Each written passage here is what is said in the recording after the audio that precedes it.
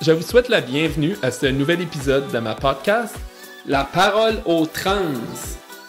Aujourd'hui, j'ai le plaisir d'accueillir Faye Johnstone, une femme trans qui a grandi au Nouveau-Brunswick mais qui demeure maintenant à Ottawa. Faye est directrice exécutive de Wisdom to Action, une firme de consultation et une entreprise sociale, et présidente de la Society of Queer Momentum, une organisation à but non lucratif de défense des droits des personnes LGBTQIA+. Elle fait de l'activisme pour les droits des personnes trans et queer, et elle est une voix récurrente dans les nouvelles canadiennes sur les questions LGBTQIA+. Au cours des 10 dernières années, elle a aidé des centaines d'organisations à travers le Canada à renforcer leur capacité d'inclusion des personnes LGBTQIA+. Elle a été la Grand Marshal du défilé de la fierté à Ottawa en 2023 et a reçu le prix de la jeune entrepreneuse LGBTQIA+, de l'année décerné par la Chambre de commerce LGBTQIA+, du Canada. Elle a été aussi mise en vedette sur une barre de chocolat Hershey. Je suis très heureuse que tu aies accepté l'invitation, Faye. Je sens qu'on va avoir une très belle discussion. Et je sens le même. Alors, merci pour l'opportunité de discuter avec toi ce soir. Une chose que souvent j'entends parler quand on parle de nos histoires comme personnes trans, d'où qu'on vient, puis quand on parle à des personnes, je veux dire, extraverties, souvent, qu'est-ce qui sort, c'est... Au début, on était closeted, on était dans le placard, puis on était gênés, puis très renfermés sur nous autres mêmes. Puis, comme tu l'as bien expliqué dans ton histoire, moi, c'était exactement la même chose. Ça m'a pris plus de temps avant de sortir ma coquille, là. Ça m'a pris, je dirais vraiment comme... complètement... Ça fait peut-être un an et demi, au plus. Ça m'a pris quasiment une trentaine d'années de sortir ma coquille. Il n'est jamais trop tard pour le faire, mais... c'est vraiment une histoire qui se répète, qu'on entend souvent, puis ça montre l'importance d'avoir ces climats-là inclusifs dans nos écoles. Et comme une des choses qui me donne du hope pour la future, c'est que comme j'ai gradué de l'école secondaire en 2013. Oh, ça fait 10 ans maintenant que j'ai fini l'école secondaire. Et quand j'étais là, on discutait comme un petit peu au sujet des personnes queer et trans et j'avais comme une idée académique qu'il y avait des personnes trans, mais je comprenais pas qu'est-ce que ça voulait dire. Comme j'avais jamais rencontré ou je pourrais pas nommer une personne trans et j'avais pas d'idée, mais je connaissais l'acronyme comme LGBT. Et alors pour moi, c'était assez difficile comme sortir du placard comme gay et c'était juste à l'université que j'ai sorti comme trans.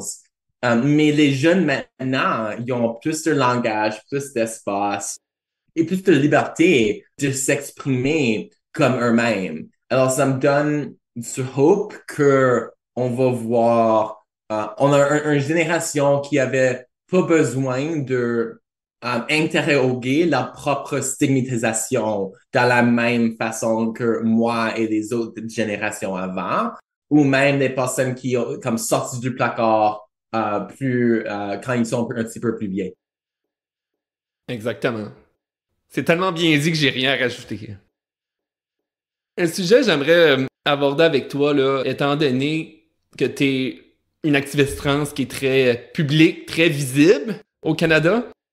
On parle souvent de haine, justement, auquel font face les personnes trans.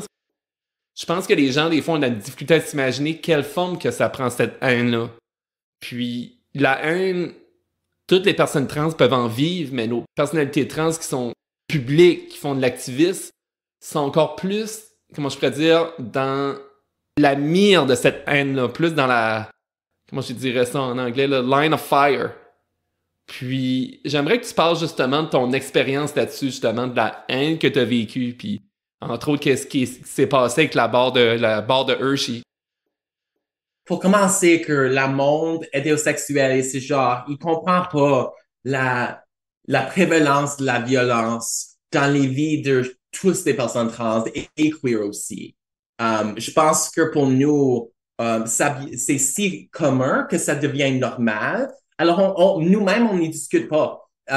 Quand quelqu'un crie quelque chose à nous, les petits moments chaque jour, de la discrimination, de la violence, harcèlement, ça devient normal. Alors, je veux que si tu écoutes ça, comme chaque personne trans que je connais a des histoires de la violence, harcèlement et la haine like they would break many of us to experience ourselves. Like, et on réalise pas ça. Alors, c'est pour ça, et je veux aussi dire dans ça comme, ça montre la fortesse et la pouvoir et ouais,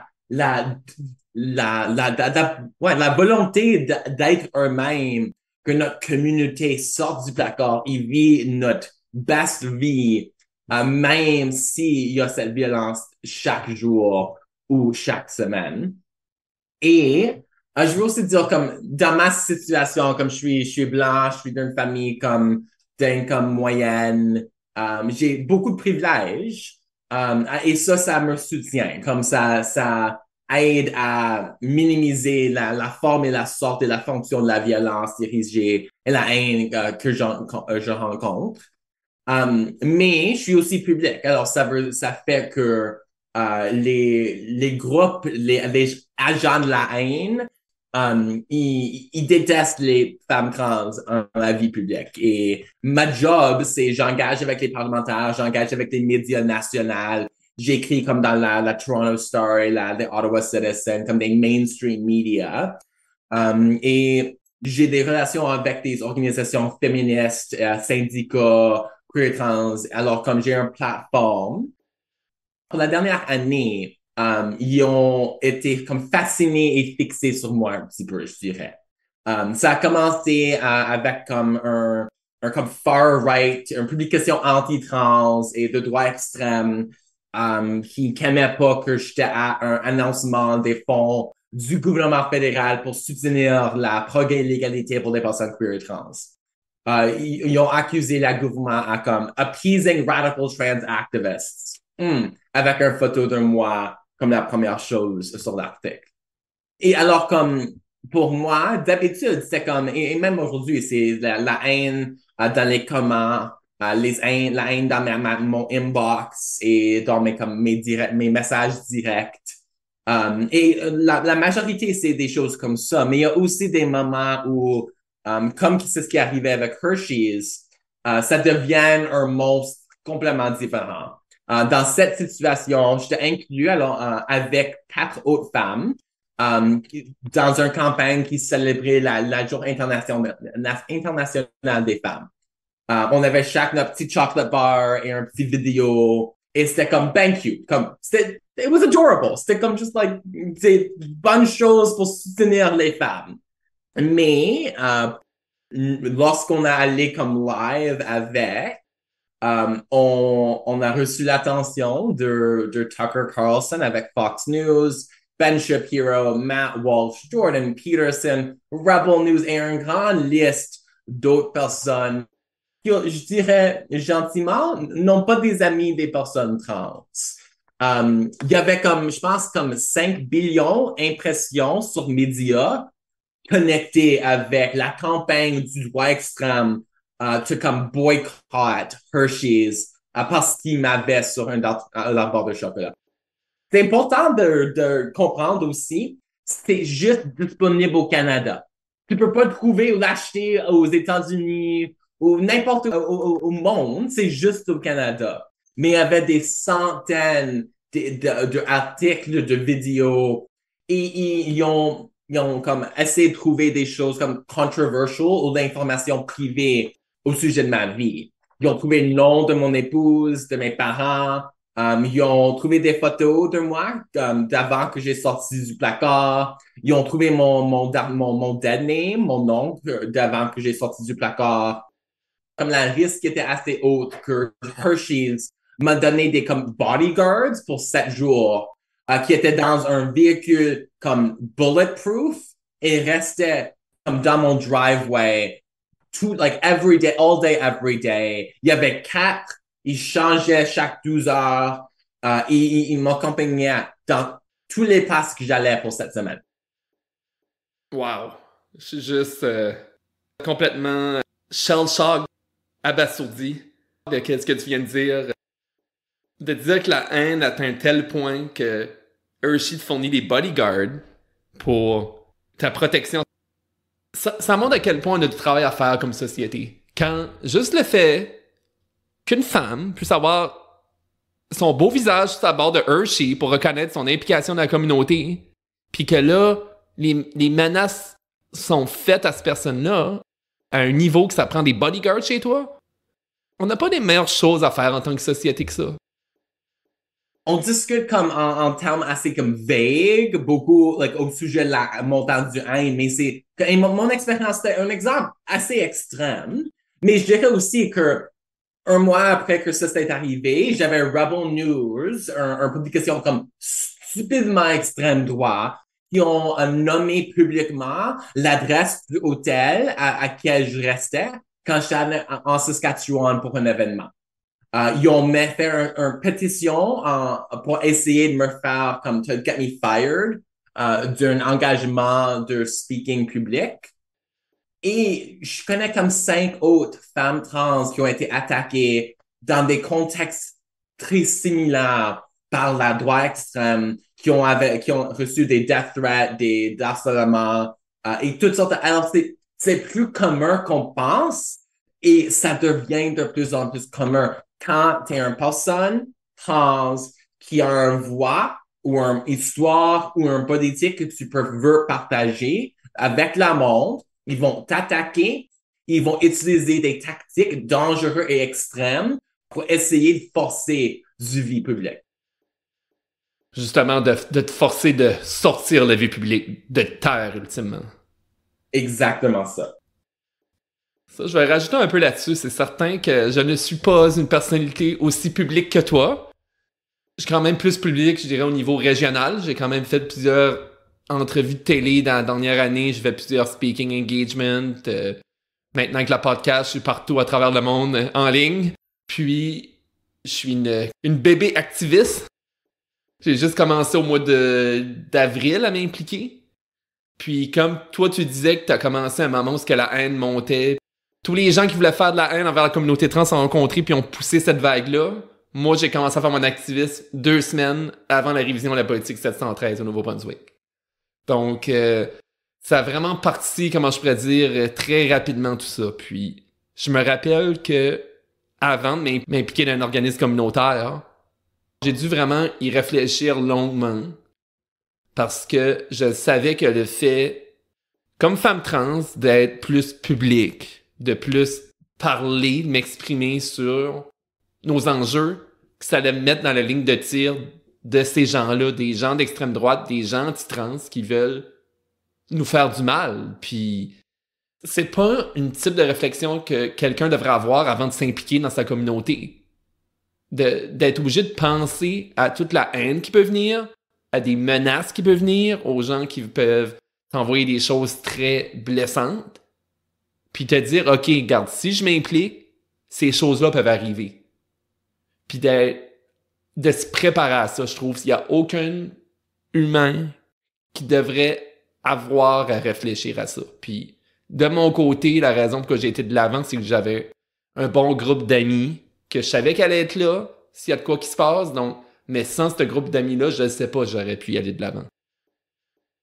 Et c'est ça comme une des choses qui me fait peur au moment. C'est vrai que l'environnement, il change et pas dans une bonne façon. Et il y a bonne raison d'être plus peur qu'on était comme 5 ans passés. Moins peur qu'on était comme 25 ans passés. Le monde, il a changé. Et comme je suis capable, comme avant l'année 2000, je pourrais pas être dans les espaces que je suis dans maintenant. Comme ma sorte de travail, il n'y aurait pas été possible. Il n'aurait jamais laissé comme un trans personne dans ces espaces.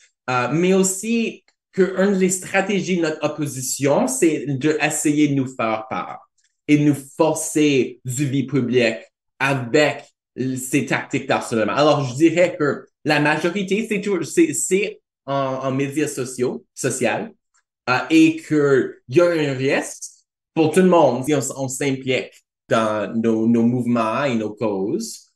mais aussi qu'on a besoin de plus de voix. Il y a pas assez de nous et on a besoin des voix dans les petites villes tout autour du pays. Parce que une des stratégies de l'opposition, c'est d'imaginer que les expériences trans, c'est juste il y a un stéréotype qui va avec. Et on doit montrer la diversité de notre communauté. Notre communauté, ça inclut des personnes avec des cheveux bleus et comme des douzaines de tattoos, comme mes belles tattoos ici. Mais ça c'est aussi comme ton bus driver, ton étudiant, ton teacher. C'est notre communauté, c'est aussi diverse que toutes les autres communautés ici au Canada. C'est pour ça que la manière de vaincre cette haine-là, c'est de prendre parole. Puis de vraiment partager, mais c'est quoi les expériences des personnes trans? Pourquoi qu'on a besoin d'avoir certains changements? Pourquoi certaines politiques sont importantes? Puis c'est la façon qu'on va gagner la bataille. Puis c'est ça, comme de mon côté, j'ai eu quelques messages haineux qui sont rentrés de mes inbox. Je n'ai pas eu... J'ai été quand même assez chanceuse là-dessus. J'ai mis des filtres aussi qui enlèvent les messages haineux, là, qui les détectent. Il y a toutes sortes de techniques que tu peux prendre à cette heure. Mais qu'est-ce que je vis plus comme haine? C'est les micro-agressions qui peuvent arriver dans le quotidien. Donc, pour moi, c'est ça. Il y a vraiment d'être mégenré qui est vraiment un des gros aspects pour moi. Parce que ça vient me chercher physiquement. Mon corps réagit quand je suis mégenré à répétition. Ça me donne littéralement mal au cœur.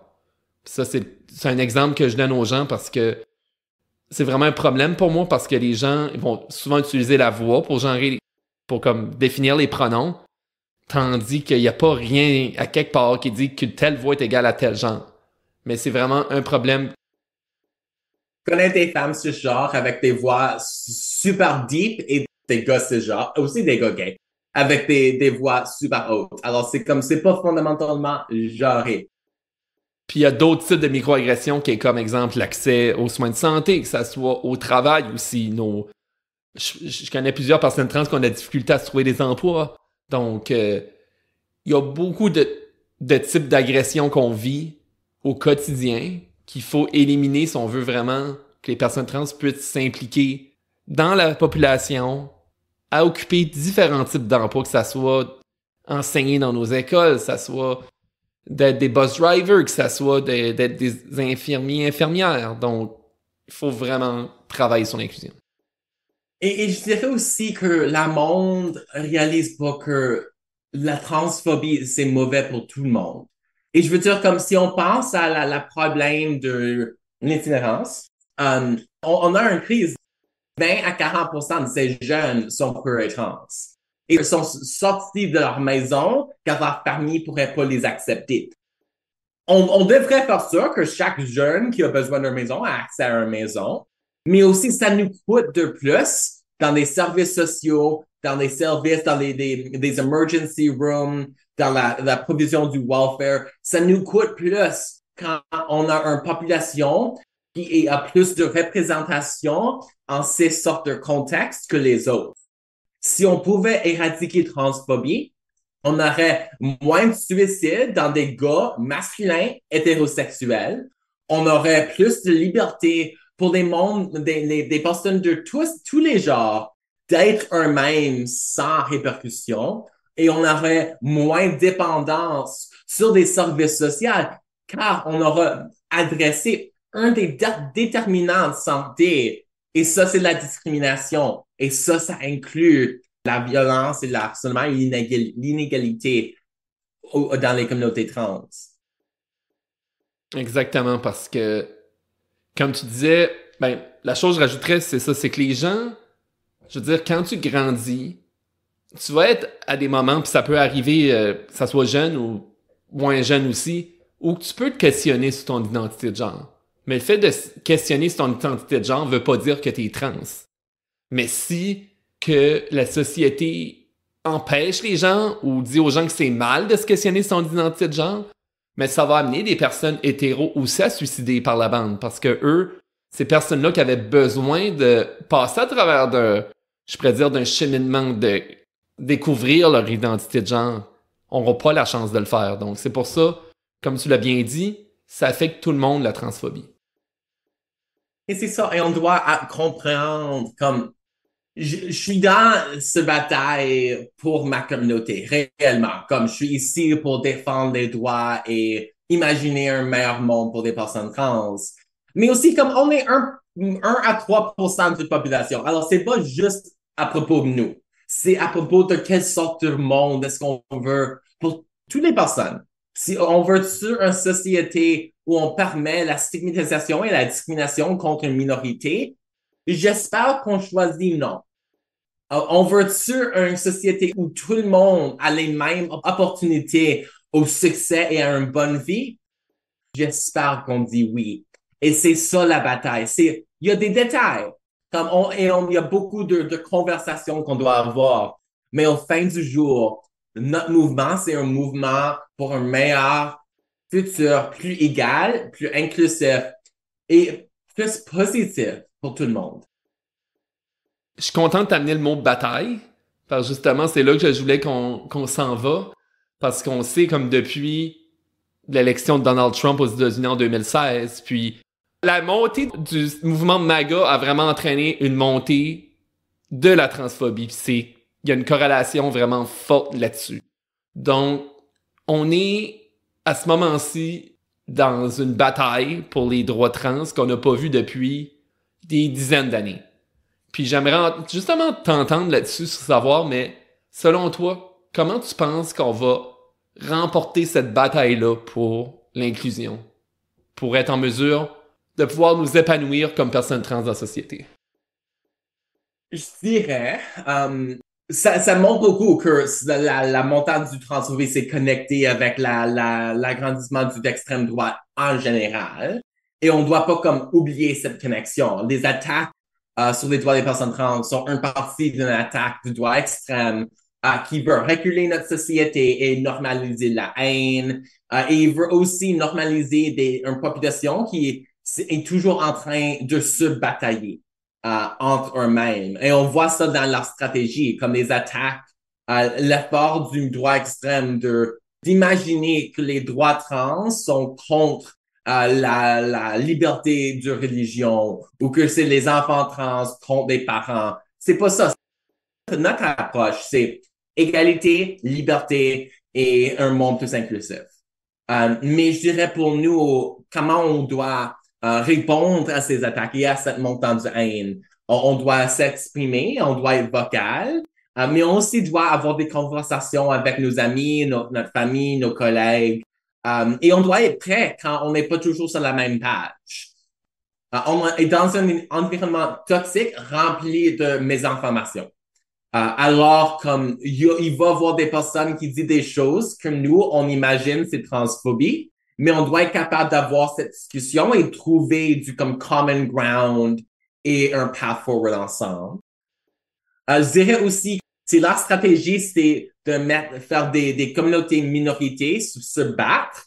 On doit montrer on est unis. On est ensemble. L'expérience d'un jeune trans et un jeune musulman sont différents, sont pas l'exacte même chose. Mais tous les deux, ils expérimentent du bullying dans leur école. Ils ont une société qui dit toutes sortes de choses dégueulasses à propos de leur identité. Et alors, nous, comme des communautés sujettes à la discrimination, on doit être ensemble parce que la stratégie, c'est une stratégie qui va régresser les droits de toute personne et en particulier les minorités racisées, les minorités musulmanes, queer et trans. On est des easy targets pour la haine et ils essaient de nous utiliser pour obtenir de la pouvoir politique, pour apporter leur vision extrême et dangereuse dans nos communautés et dans nos institutions. Un des mots-clés dans ce que tu as dit, c'est d'avoir des conversations. Puis je pense que c'est pas que je dirais pas assez souvent parce que la façon qu'on va sensibiliser les gens, nos enjeux, c'est en leur partageant nos expériences comme personnes trans. Puis il faut se rappeler que nos expériences qu'on vit, il n'y a pas personne qui peut nous les enlever. Il n'y a pas personne qui peut nous dire que nos expériences sont fausses. Il Il n'y a pas personne qui peut nous dire c'est inventé. Qu'est-ce qu'on vit? C'est qu'est-ce qu'on vit nous, puis on est l'unique source de vérité sur qu'est-ce qu'on vit. Puis, la façon aussi d'amener du changement, moi, de mon côté au travail, j'ai travaillé, ça fait plusieurs années, je travaille en informatique, j'ai eu un rôle plus de dire team management, aussi d'optimisation des processus. Puis quand ça vient amener du changement, que ce soit dans une équipe de travail, dans des processus, c'est les mêmes techniques qu'on va prendre pour amener du changement dans la société. La gestion de changement, c'est tout le temps les mêmes concepts fondamentaux. Puis, si on regarde comme une entreprise ou une société, c'est ça va être la même chose. On peut amener du changement en faisant du lobby au niveau du gouvernement, par exemple, puis d'amener des nouvelles politiques, plus de financement pour les organismes, justement, de défense des droits trans. Puis ça, c'est l'as que je dirais de 2000 à comme 2016 qu'on a beaucoup travaillé dessus parce qu'il y a eu beaucoup d'avancées pour les droits trans. On pense au changement de nom, si on pense à l'ajout justement de la diversité de genre dans la Charte des droits et libertés canadienne, si on pense à l'accès aux soins de santé, donc aux opérations justement d'affirmation de genre qui ont été payées. Donc on a obtenu beaucoup de droits de la part des gouvernements en faisant du lobby et en travaillant avec eux. Mais ces droits-là étaient obtenus dans l'obscurité. In the shadows, si je prends une expression de Batman, là, c'est vraiment ça. Puis c'est une des bonnes façons d'avoir du changement, c'est justement de travailler dans l'ombre. Mais là, les personnes trans, on est rendu tellement visibles dans la société. Puis les gens font de plus en plus leur coming out. Donc là, la société ne peut pas ignorer qu'on existe. Puis c'est de là que vient le backlash, la haine qu'on vit tout de suite. Parce que les gens ne peuvent plus nous effacer de la société. On est là, puis on a toujours été là, puis on va toujours être là dans le futur. Donc, on est à un stade où ce qu'il faut vraiment travailler au niveau, j'appelle ça la majorité silencieuse. Donc, les gens, le average Joe, la average Karen dans la société, les gens qui sont pas sensibilisés sur nos enjeux et qui ne sont pas transphobes par valeur ou par religion ou par brainwashing. Ces gens-là composent la majorité de notre population. Puis si on peut arriver à justement atteindre ces gens-là, puis avoir des conversations avec eux, puis à les éduquer, mais ces gens-là, après ça, vont être capables de nous appuyer dans nos batailles, dans nos manifestations, puis aussi à élire des gens dans des positions de pouvoir qui ont des valeurs inclusives, autant pour la communauté trans que pour tous gens faisant partie de la diversité, que ce soit culturelle, que ce soit personnes de couleur, et ainsi de suite. Donc, on est rendu à un moment, je dirais, déterminant pour notre bataille, pour avoir le droit d'exister. Puis je suis vraiment très confiante qu'on va gagner la bataille, puis une fois qu'on l'aura gagnée, on pourra aller de l'avant. Peut-être pour terminer, j'aime bien comme en contexte, la droite extrême, les homophobes et transphobes, ils ont perdu chaque bataille pour leurs dernières 50 années. Et ils vont perdre la prochaine.